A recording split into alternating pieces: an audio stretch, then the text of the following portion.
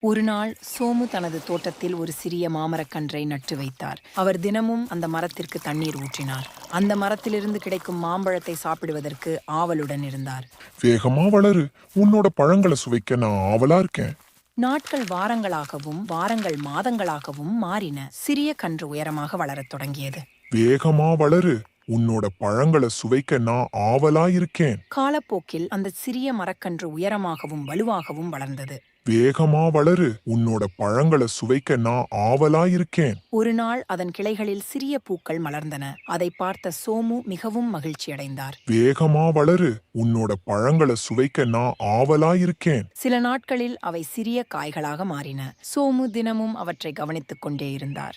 ஆஹா, காய்களாக மாறிவிட்டன. வேகமா வளரு. உன்னோட பழங்களை சுவைக்க நான் ஆவலா இருக்கேன். இறுதியாக ஒரு நாள் முதல் பழம் பழுத்தது. சோமு அதை பறித்து ஆவலுடன் கடித்தார். உடனே அவருடைய முகம் மாறியது. அந்த பழம் மிகவும் புளிப்பாக இருந்தது.